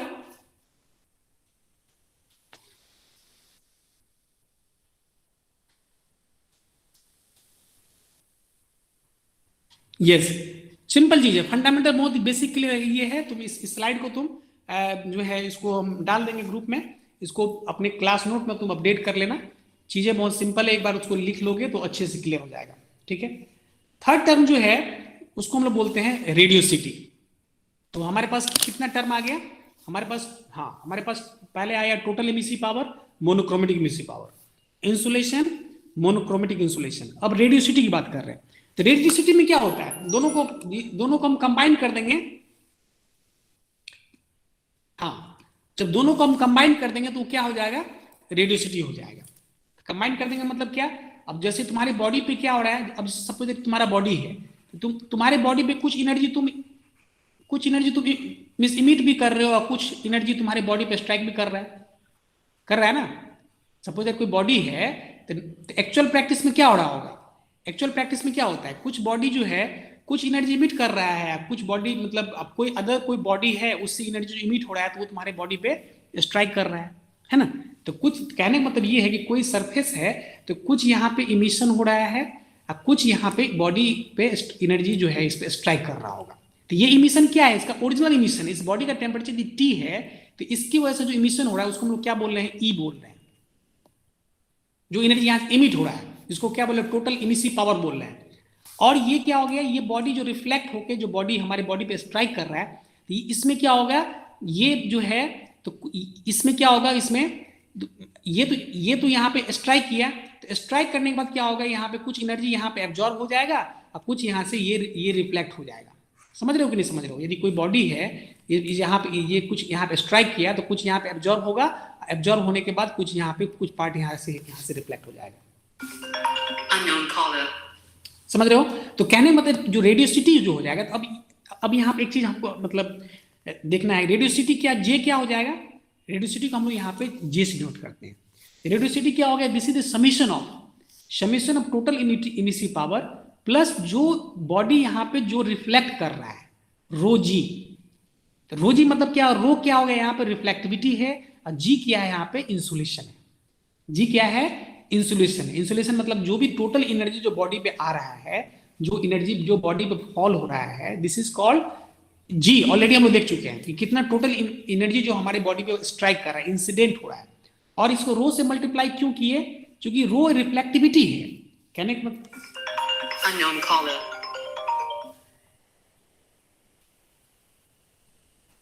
ठीक है, तो यहाँ पे क्या हो गया, रो यहाँ पर रिफ्लेक्टिविटी। इस चीज को हम लोग, रो जी को हम लोग थोड़ा आगे डिफाइन करते हैं, क्योंकि रो रिफ्लेक्टिविटी जो एक टर्म है जिसको हम लोग आगे देखेंगे, है ना। हालांकि रिफ्लेक्टिविटी तुम समझते होगे, तुमको पहले भी तुम कुछ तुम्हारे पे कुछ यहाँ पे कुछ बेसिक होगा। जैसे कि तुम देखे होगे, यदि कोई बॉडी पे कुछ एनर्जी यदि फॉल हो रहा है तो क्या होगा, कुछ पार्ट क्या होता है, ये ट्रांसमिट करता है, कुछ पार्ट क्या होगा, ये ट्रांसमिट कर लेगा, कुछ एब्जॉर्ब कर लेगा, कुछ यहाँ पे रिफ्लेक्ट कर लेगा। समझ रहे हो कि नहीं? ये बेसिक मैकेनिज्म है। जो एनर्जी हमारे बॉडी में फॉल हो रहा है तो कुछ एनर्जी क्या होगा, ट्रांसमिट हो जाएगा, कुछ एब्जॉर्ब होगा, कुछ रिफ्लेक्ट हो जाता है। तो बेसिकली जो फॉल हो रहा है ना, जो एनर्जी बॉडी पे फॉल हो रहा है, ये फॉल जो एनर्जी जो यहाँ पर जी जो है, जो फॉलिंग हो रहा है, बेसिकली 3 पार्ट में हो गया। जी क्या हो गया, टोटल इंसुलेशन हो गया, टोटल एनर्जी जो इंसुलेट जो हमारे बॉडी पे स्ट्राइक कर रहा है। तो जी क्या हो गया, 3 पार्ट में चला गया। एक क्या हो गया, कुछ यहाँ पे ट्रांसमिट हो गया, इसको जी बोलते हैं जी टॉ, मतलब ये ट्रांसमिट हो गया। जो एब्जॉर्ब हो गया उसको क्या बोलते हैं, जी ए। जो रिफ्लेक्ट हो गया उसको क्या बोलते हैं, जी रो। समझ रहे हो? तो टोटल जी क्या हो जाएगा, जी हो गया जी रो प्लस जी ए प्लस जी टी। समझ रहे हो? समझ पा रहे हो बात इस चीज को? जो भी बॉडी तुम्हारे बॉडी पे स्ट्राइक कर रहा है, जो भी एनर्जी तुम्हारे बॉडी पे स्ट्राइक हो रहा है, उसमें से कुछ पार्ट क्या हो गया, रिफ्लेक्ट हो गया, कुछ पार्ट क्या हो गया, एब्जॉर्ब हो गया, और कुछ पार्ट ट्रांसमिट हो गया। मतलब वो क्या हो गया, अब जैसे सपोज एक ग्लास है, ग्लास पे कोई भी मतलब रे आया तो कुछ पार्ट क्या हो गया, वो ट्रांसमिट होकर वो क्या हो गया, क्रॉस कर गया, कुछ पार्ट यहाँ पे एब्जॉर्ब हो गया, कुछ रिफ्लेक्ट हो गया, तो टोटल इंसुलेशन यहाँ पे क्या हो जाएगा,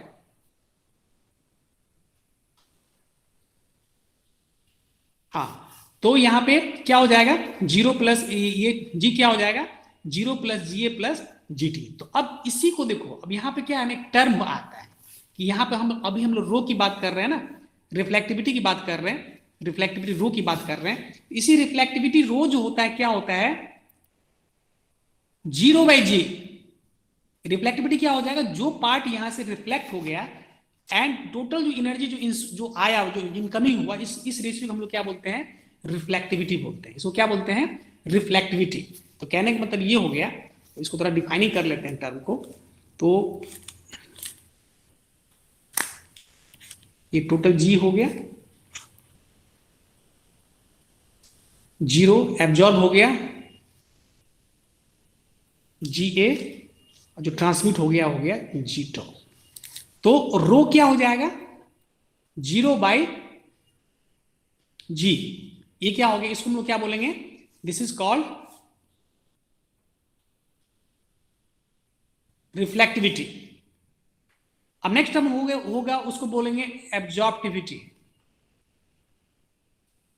एब्जॉर्प्टिविटी, एब्जॉर्प्टिविटी क्या होगा, इसको हम लोग अल्फा से डिनोट करते हैं, है ना, इसको जी अल्फा कर लो, जी अल्फा से नोट करते हैं, क्या होगा, G अल्फा/G। जो पार्ट एब्जॉर्ब हो गया, this is ratio of G अल्फा/G, टोटल इनकमिंग आ रहा है। और तीसरा हो गया, उसको हम बोलते हैं ट्रांसमिटिविटी, है ना, ट्रांसमिटिविटी। तो ट्रांसमिटिविटी क्या हो जाएगा, इसको हम लोग किससे डिनोट करेंगे, टॉ से डिनोट करेंगे, टॉ से। तो टॉ क्या हो जाएगा, G टॉ/G हो जाएगा। तो कहने का मतलब ये हो गया कि हमारे पास टर्म क्या हो गया, रो अल्फा टॉ। तो इस तीनों को ऐड कर देंगे तो क्या हो जाएगा, 0/G, G अल्फा/G, G टॉ/G। तो G LCM हो गया, 0 plus G alpha plus G टॉ, तीनों को ऐड करेंगे तो क्या हो गया, G, यही इस तीनों को G/G कैंसिल होकर 1 हो गया। तो कहने का मतलब रो अल्फा टॉ क्या हो जाएगा, rho plus alpha tau equal to 1। कहने का मतलब ये हो गया कि reflectivity plus absorptivity plus transmittivity equal to 1। समझ रहे हो, समझ में आ रहा है ना, तो क्लियर है, सुन पा रहे हो, यस। तो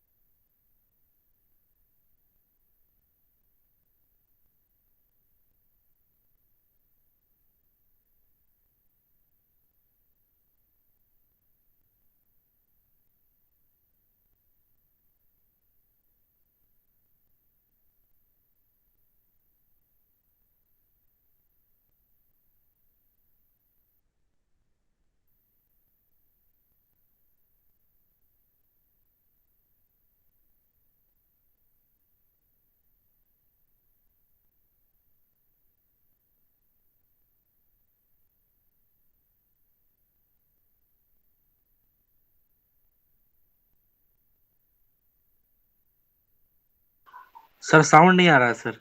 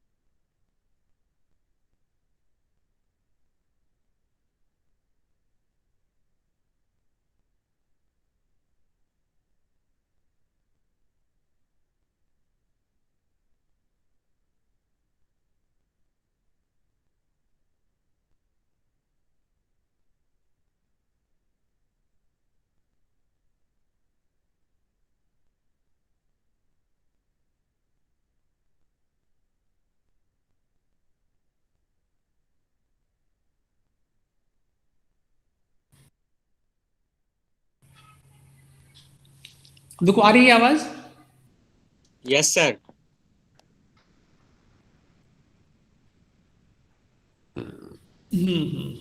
ठीक है, तुम्हारी आवाज क्यों नहीं आ रही है भाई, ये तो समझ में नहीं आ रहा है चीज, पता नहीं क्या प्रॉब्लम है। खैर चलो।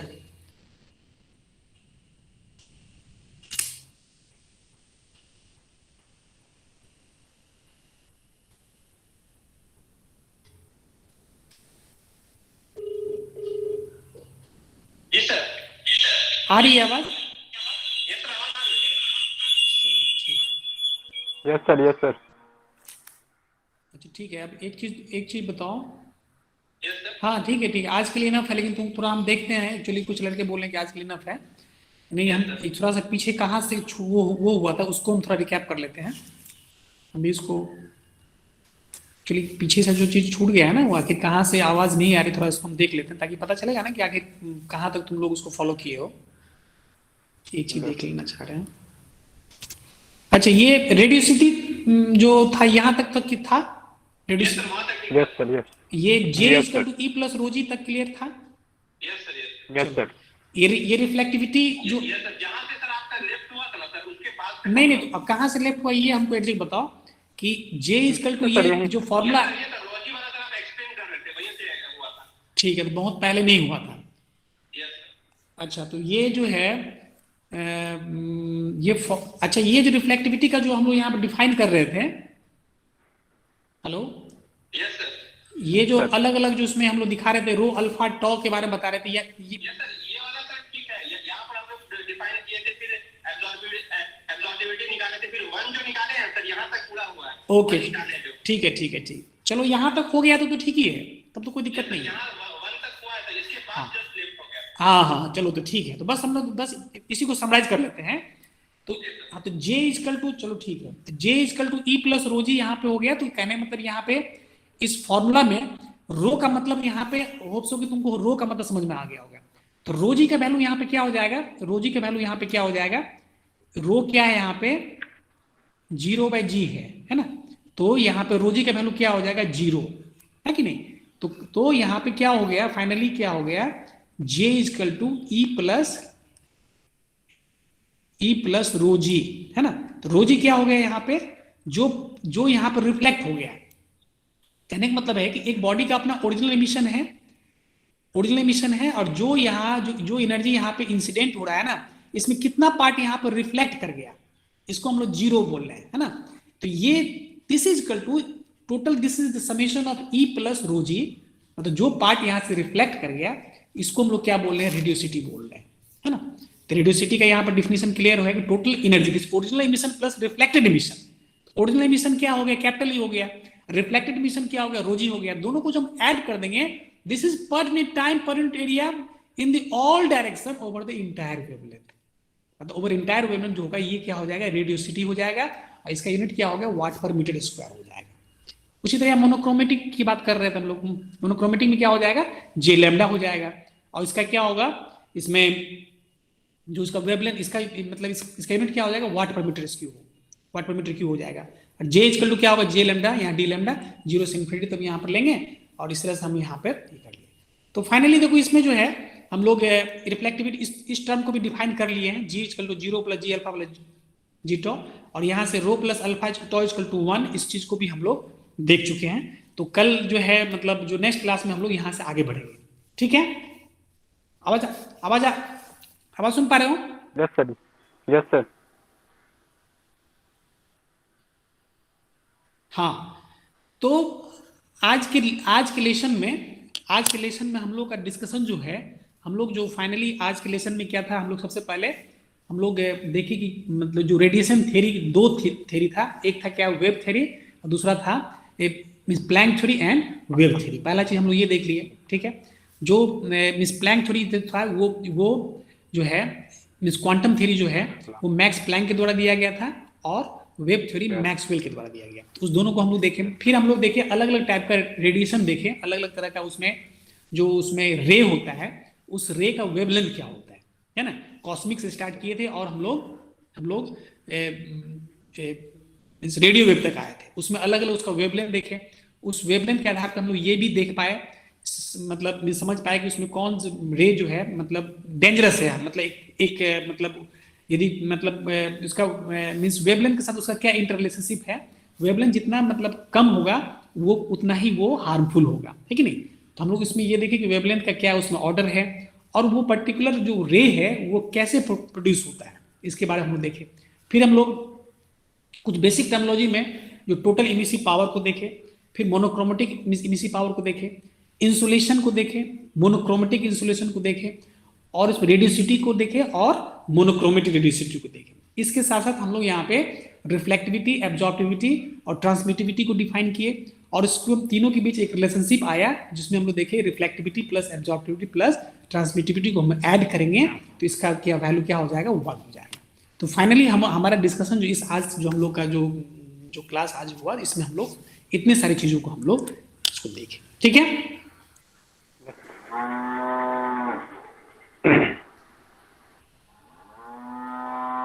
ठीक है, यस सर। हाँ, तो मतलब हम लोग नेक्स्ट क्लास में फिर हम लोग आगे कंटिन्यू करेंगे। तुम ये इस लेक्चर को हम डाल दे रहे हैं तुम्हारे ग्रुप में, हम डाल दे रहे हैं अभी, है ना। और इस लेक्चर को मतलब ये अभी रिकॉर्डिंग मोड में भी जा रहा है अभी, तो इस लेक्चर को रिकॉर्डिंग भी हम तुम्हारे ग्रुप में डाल देंगे। कहीं कोई दिक्कत होगी समझने में, है ना, तो इस लेक्चर को तुम रिपीट करके तुम देख सकते हो, है ना। तुम मतलब कहीं किसी को छूट रहा हो या सब कहीं वॉइस ब्रेक हो रहा होता है, कभी कभी कुछ लड़के यहाँ पर अभी मैसेज कर रहे थे कि सर वहाँ डेटा एग्जॉस्ट हो रहा है, ठीक है। तो इसीलिए हम उस लेक्चर को डाल देंगे, कोई दिक्कत होगी तो उसको एक रिवाइंड करके एक बार उसको देख लेना। यही तो एक बेनिफिट है ना ऑनलाइन का एक बहुत बड़ा बेनिफिट है कि यदि तुम हाँ नोट्स के बारे में, नोट्स बोलना है, नोट्स तुमको क्लास नोट्स ये तुमको भेज देंगे, अभी तुम्हारे ग्रुप में डाल देंगे, इस ग्रुप में डाल देंगे इस नोट्स को, इस नोट्स को तुम अच्छे से तुम उसको कर लेना, और ये इसमें किसी तरह की तुमको दिक्कत नहीं होगी, ठीक है। ठीक है, ठीक है। तो लोग नेक्स्ट सेशन जो भी मतलब जो क्लास होगा उस क्लास पे हम लोग एक मिनट रेस्ट रिकॉर्डिंग ऑफ करने दो।